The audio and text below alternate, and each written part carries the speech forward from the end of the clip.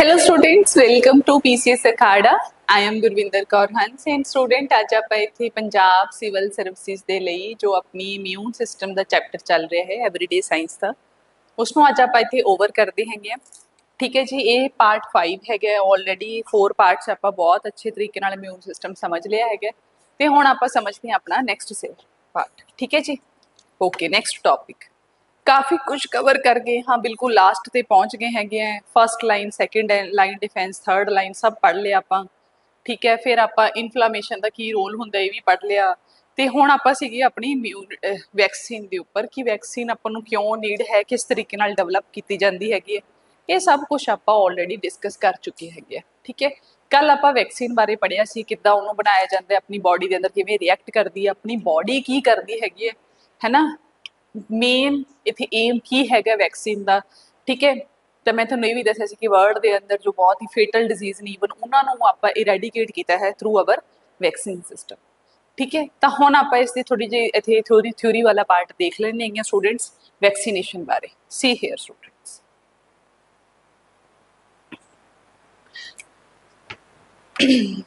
कहना vaccine is a सबसटांस that is introduce into your body. ये आप कल समझिया सीगा, बस सिर्फ रीड करना है to prevent the disease produced by certain pathogens.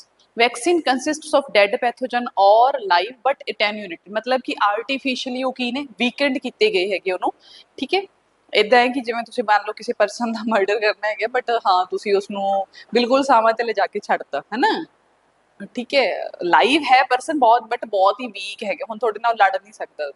ठीक है, okay, the vaccine induces immunity against that pathogen either by production of antibodies or by activate the T lymphocyte। ਹੁਣ ਦੇਖੋ स्टूडेंट्स, ਇੱਥੇ ਇੱਕ ਫੈਕਟ ਹੈਗਾ, ਕਹਿੰਦਾ Edward Jenner, this is very important fact, ਜਿਨ੍ਹਾਂ ਨੇ ਫਸਟ ਟਾਈਮ ਲਾਈਵ ਵੈਕਸੀਨ ਨੂੰ ਕੀ ਕੀਤਾ ਸੀਗਾ, ਇੰਟਰੋਡਿਊਸ ਕੀਤਾ ਸੀਗਾ। ਠੀਕ ਹੈ, so please remember Edward Jenner, Edward Jenner. ठीक है जी, ओके। बनाई की सी उन्होंने फस्ट वैक्सीन बनाई सी student against the smallpox. किहदे अगेंस्ट बनाई सीगी? स्मॉल पॉक्स के अगेंस्ट। ठीक है, तैयार किस दे थ्रू की सीगी? From cowpox virus. ठीक है, एक बारी मतलब एक स्टोरी हैगी है सिंपल जी, इस चीज़ को समझने लिए ये हैगी है कि जो एडवर्ड जैनर सीगे उन्होंने देखा कि जो भी स्मॉल पॉक्स आंदा है, ठीक है, तो बाकी लोगों की डेथ होंदी हैगी है बट जो लोग यू नो जो काऊ पालते हैगे, जो गऊ नूं पालते हैगे, गाय नूं पाल रहे हैगे, ठीक है, उन्होंने लोगों की डेथ नहीं हो रही है या फिर उन्होंने स्मॉल पॉक्स बहुत ही घट हो रहे है। तो उतों उन्होंने इस मतलब रिसर्च करना शुरू किया तो उन्होंने देखा कि जो काऊ पॉक्स होंगे, मतलब कि एक वायरस है जो काऊ नूं इन्फेक्ट करता है, ठीक है, वो उन्होंने अंदर चला जाता है। ठीक है, क्योंकि वो सारा दिन काऊ के कॉन्टैक्ट च रहिंदे हैगे ते उन्हां दा इम्यून सिस्टम डेवलप हो जाता है अगेंस्ट काऊ पॉक्स, तो उही इम्यून सिस्टम जिहड़ा है वो फाइट करता है against small pox virus also. इत्थों जिहड़ा है वो की करते हैं, थोड़ा जिहा काऊ पॉक्स जिहड़ा वायरस है उसनूं वीक फॉर्म के अंदर एक एक बच्चे के अंदर इंट्रोड्यूस करते हैं तो वो स्मॉल पॉक्स की डिजीज़ तो की हो जाता है, क्योर हो जाता है। तो उत्थों ही जिहड़ी हैगी ये वैक्सीन जिहड़ी हैगी वो डेवलप हुंदी है अपनी किहड़ी स्मॉल पॉक्स की। ठीक है, nowadays vaccine are use to prevent many disease like measles, ठीक है, जिसनों आप खसरा भी बोलते हैं, ठीक है, mumps, polio, tuberculosis, small pox, rubella, yellow fever, rabies. Rabies की होंदा है जो अपने डॉग दे बाइट तो होंदा है। ठीक है जी, ओके। वैक्सीनेशन के एक तरीके का प्रोसैस है डिस्ट्रीब्यूशन ते administrating vaccines is referred as the vaccination. ठीक है, एंड फॉर्चुनेटली स्टूडेंट इंडिया का जो वैक्सीन सिस्टम है that is very very good, it is admirable, right. बहुत ही ज़्यादा अच्छा डेवलप किया हुआ ग्राउंड लैवल पे जो अपना वैक्सीनेशन वाला सिस्टम है बहुत ही पावरफुल है।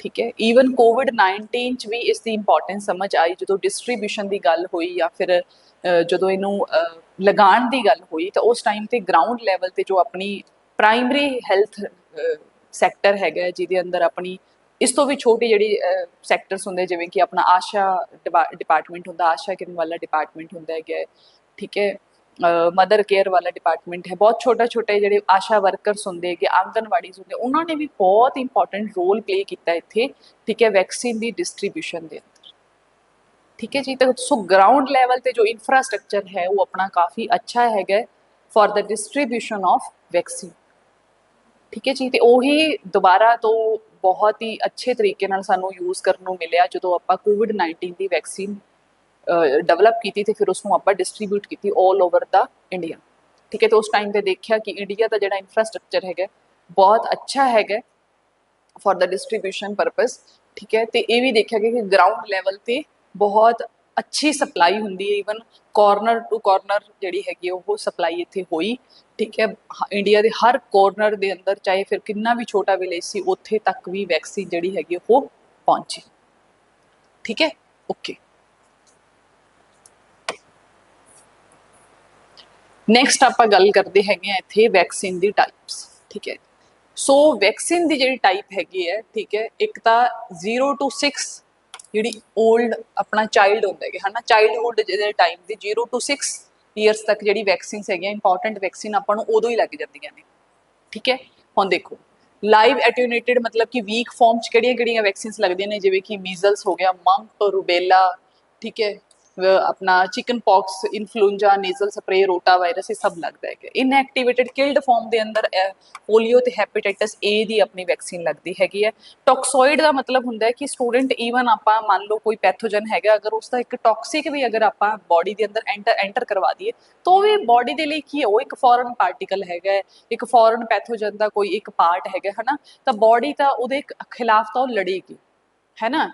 चाहे तुसी एक छोटा जिहा उसका पार्ट ही क्यों ना इंट्रोड्यूस कर दो पैथोजन का, तो अगर आप पैथोजन का थोड़ा जिहा टॉक्सिक भी अगर आप बॉडी के अंदर इंट्रोड्यूस कर दिए तो भी अपनी बॉडी का इम्यून सिस्टम की हो जाता है, एक्टिवेट हो जाता है, जिहदे अंदर आप डिजीज क्योर करते हैं अपनी डिप्थीरिया की वैक्सीन, टैटनस की वैक्सीन, है ना, DTP, ठीक है। फिर सब यूनिट की होंगे कि उस कुछ पार्ट जोड़ा है आप यूज़ कर लेंगे जो भी अपना पैथोजन है, जिहदे अंदर आप hepatitis B, influenza, haemophilus influenza type B, pertussis, ठीक है, निमोनोकोकल, मीनोकोकल, ये सब वैक्सीन आप लगाने हैं, ठीक है। नाम याद रखने, दैट्स इट स्टूडेंट, ठीक है, ओके जी। इस तो बाद स्टूडेंट अपना शुरू हो जाती है अपने इत्थे प्री अपने क्वेश्चनस, ठीक है। तो हुण तक आप जिन्नी बायोलॉजी पढ़ चुके हैं उसके कुछ क्वेश्चनस आप इत्थे डिस्कस करते हैं, ज़्यादातर इत्थे आंसर तुसी ही दोगे स्टूडेंट, मैं इन्ने ज़्यादा आंसरस नहीं दूँगी थोनों, ठीक है जी, ओके। तो देखो इत्थे स्टूडेंट पहला क्वेश्चन है, अच्छा ये क्वेश्चन तो आई थिंक सो कि मैं पहला भी डिस्कस किए है ना, ठीक है। दोबारा देख लो वोकल कोड कि प्रेजेंट होंगे तुसीं दसना है मैनूं, तुहाडे सामने ऑप्शन है। फिर नैक्सट क्वेश्चन है what is the mode of nutrition of fungi, ठीक है, दसो जी इसका आंसर की है, ठीक है। तो इसका करेक्ट ऑप्शन की है B। Blood vessels carry blood from lungs to heart, lungs तो हार्ट में जी ब्लड लैके जाती है कौन लैके जाती हैगी, अपनी पल्मोनरी वेन लैके जाती है, पता है ना सारे हार्ट वाला जिन्हें चैप्टर अच्छे तरीके पढ़े। सी हियर स्टूडेंट क्वेश्चन का मेन परपज़ होंगे MCQ सॉल्व करने का, कि अगर तुम क्वेश्चन सॉल्व कर पा रहे हो यदा मतलब तो वो चैप्टर अच्छे नाल रेडी हो गया, अगर नहीं कर पा रहे या उसका आंसर तुहानू लेट रिकॉल हो रहा, it means you need a revision, ठीक है, as simple as. So question देखो, अटेम्प्ट करो, कमेंट बॉक्स आंसर करो मेरे आंसर देने तो पहला, ठीक है जी, ओके। नैक्सट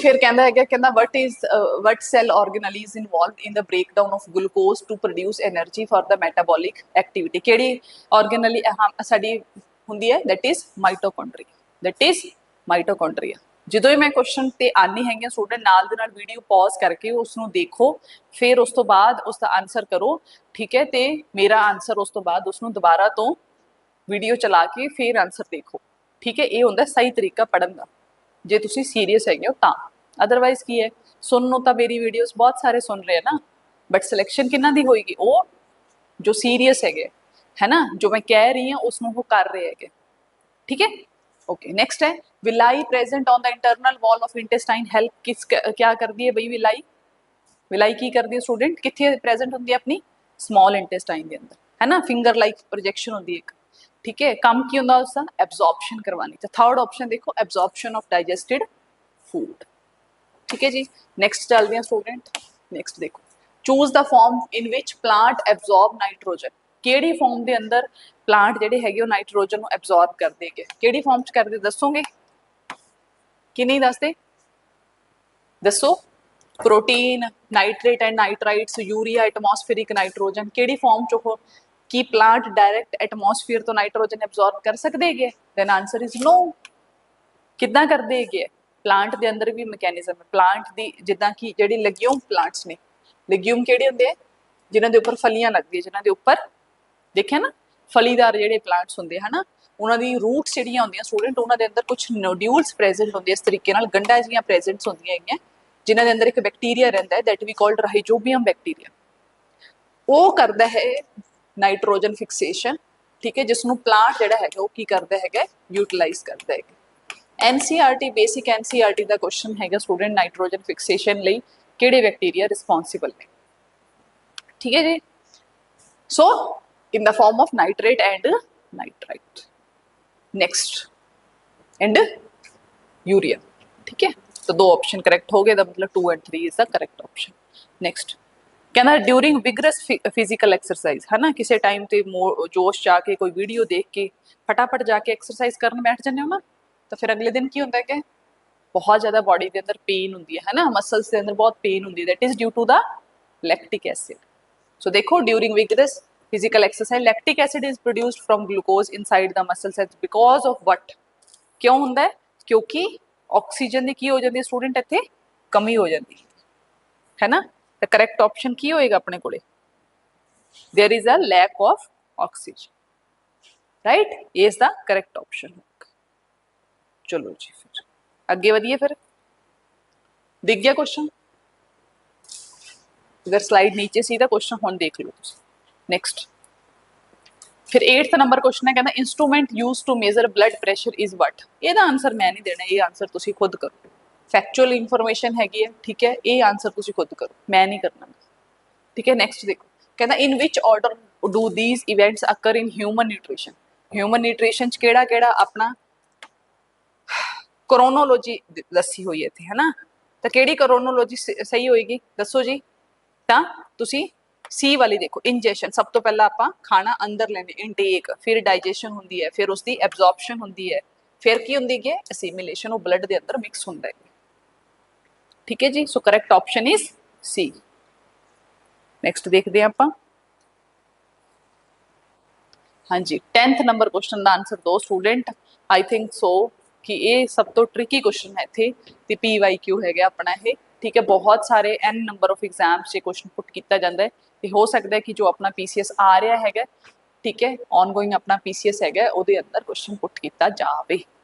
तो देखो कहना what is the correct route for blood flow in a human being. Human being के अंदर ब्लड फ्लो द करैक्ट इत्थे तुहानूं क्रोनोलॉजी दसनी कि ब्लड किद्दां फ्लो कर रहे हैं, तो दसो जी। ठीक है, तो जो करैक्ट जड़ा ऑप्शन है स्टूडेंट दैट इज अवर दसो जी, दैट इज अवर डी। सब तो पहला ब्लड आता अपना right artery, see here student. ठीक है, जो मैं human structure human heart structure पढ़ाया उस टाइम तो मैं शुरू लैफ्ट तो किया सीगा, बट स्टूडेंट इत्थे जो करैक्ट क्रोनोलॉजी इन्हें पूछी है, ठीक है, तो वो की होएगी अपनी सब तो पहला ब्लड जिहड़ा है राइट आर्टरीयम तो राइट वेंट्रीकल आता है, राइट वेंट्रीकल तो कित्थे जांदा है लंग्स के अंदर। लंग्स च वो की करता है CO2 दे दिंदा है ते ऑक्सीजन की करता उत्थों कैरी कर लेंदे है, फिर वो CO ऑक्सीजन मिक्सड ब्लड किहदे च आएगा लैफ्ट आर्टरीयम के अंदर, लैफ्ट आर्टरीयम चो किहदे च जाएगा लैफ्ट वेंट्रीकल के अंदर। ठीक है, तो फिर वापस तो पूरे ब्लड के अंदर बॉडी के अंदर घूम के वो एंटर करेगा अपनी राइट आर्टरीयम के अंदर।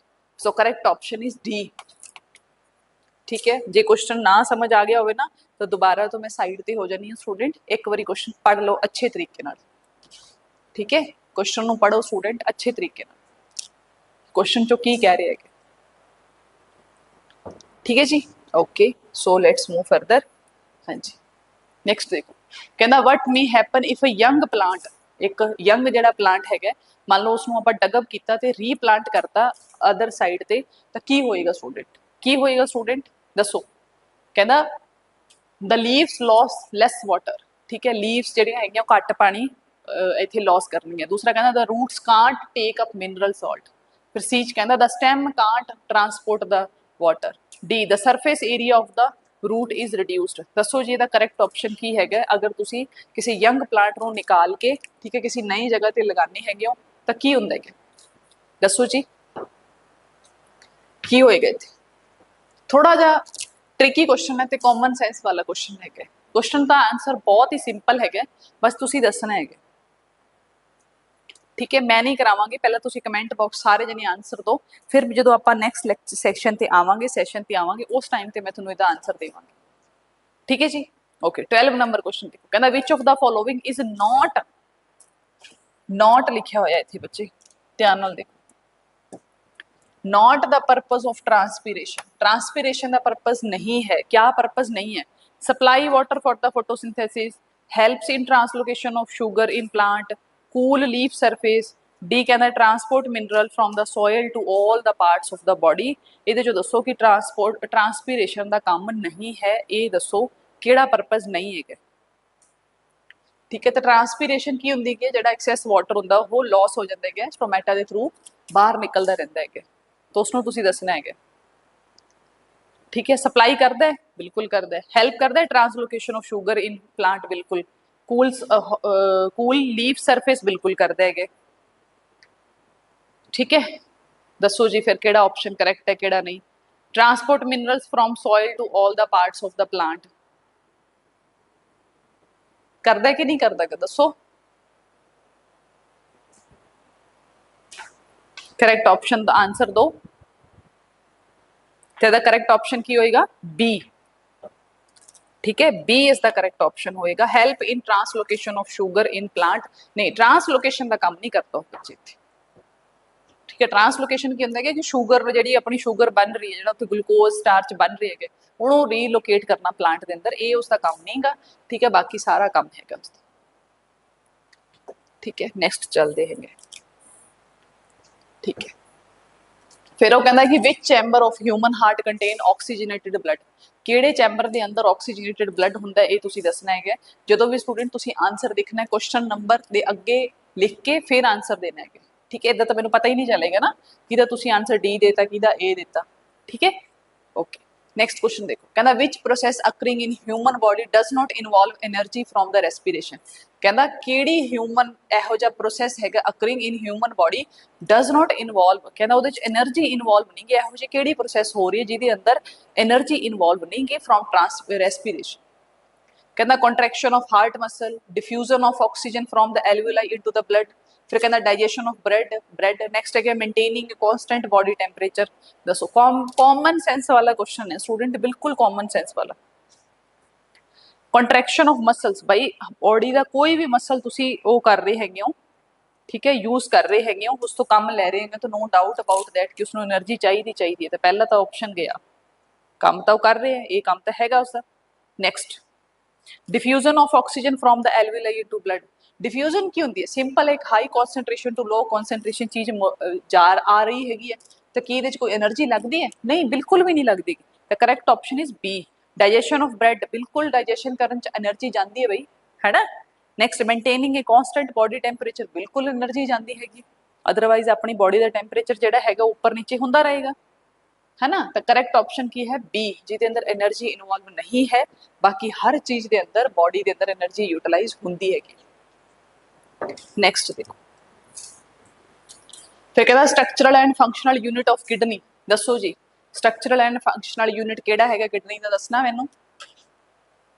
साफ साफ लिखवाया होया, कोई ये ओ नहीं गी दोहराई वाली गल नहीं, कोई ये बड़ा ओह नहीं गी माइंड यूज करने वाली, बस तुसी आंसर दसो मैनू इस क्वेश्चन का, मैं तुहानू इहदा आंसर नहीं करावांगी बच्चे, ठीक है। तुसी मैनू दसना है कि इहदा करेक्ट ऑप्शन की है, ठीक है जी। ओके ठीक है जी। तो अगर तुहानू इत्थे MCQ समझ आ गए हैगे, तो अगर तुसी सारे MCQ सही किए, इट मीनस कि तुहाडी बायोलॉजी जो है काफ़ी हद तक रेडी हो चुकी है, बस थोनों एक या दो रिवीजन लैन की होर जरूरत हैगी, तो ज़्यादा तो ज़्यादा MCQ इत्थे अटैम्प्ट करने की नीड हैगी। और अगर तुहाडा स्कोर जिहड़ा है वो 50-50% रहे, it means you need a lots of revision. ਤੇ ਅਗਰ ਸਕੋਰ ਤੁਹਾਡਾ 50% ਤੋਂ ਵੀ ਲੈਸ ਰਿਹਾ ਹੈ ਤਾਂ ਫਿਰ ਸਮਝ ਲਓ ਕਿ ਤੁਸੀਂ ਸਿਰਫ ਮੇਰੇ ਲੈਕਚਰ ਦੇਖ ਰਹੇ ਹੋ, ਪੜ੍ਹ ਨਹੀਂ ਰਹੇ, ਕਿਉਂਕਿ ਨਾ ਤਾਂ ਤੁਸੀਂ ਰਿਵੀਜ਼ਨ ਕਰ ਰਹੇ ਹੋ ਤੇ ਨਾ ਤੁਸੀਂ ਕੁਐਸਚਨ ਲਗਾ ਰਹੇ ਹੋ। ਤੇ ਈਵਨ ਹੋ ਸਕਦਾ ਹੈ ਕਿ ਤੁਸੀਂ ਮੇਰੇ ਲੈਕਚਰ ਵੀ ਬਿਲਕੁਲ ਸੀਰੀਅਸ ਹੋ ਕੇ ਨਹੀਂ ਦੇਖ ਰਹੇਗੇ, ਬਿਲਕੁਲ ਵੀ ਸੀਰੀਅਸ ਨਹੀਂ ਹੋ ਮੇਰੇ ਲੈਕਚਰਸ ਨੂੰ ਦੇਖ ਕੇ। ਤਾਂ ਡਿਸਾਈਡ ਤੁਸੀਂ ਕਰਨਾ ਹੈ ਸਟੂਡੈਂਟਸ ਕਿ ਡੀਐਸਪੀ बनना है ਜਾਂ ਨਹੀਂ बनना, ਐਸਡੀਐਮ बनना है ਜਾਂ ਨਹੀਂ बनना ਪੰਜਾਬ ਦੇ ਅੰਦਰ ਜਾਂ ਕਿਤੇ ਹੋਰ ਵੀ, ਕਿਉਂਕਿ ਐਵਰੀਡੇ ਸਾਇੰਸ ਤਾਂ ਬਹੁਤ ਜਗ੍ਹਾ ਤੇ ਕੰਮ ਆਉਂਦੀ ਹੈਗੀ ਹੈ। ਠੀਕ ਹੈ, so please decide. Okay, so ਇਹਦੇ ਨਾਲ ਹੀ ਆਪਾਂ ਸੈਸ਼ਨ ਕਰਦੇ ਹਾਂ ਇੱਥੇ over. Thank you, have a nice day.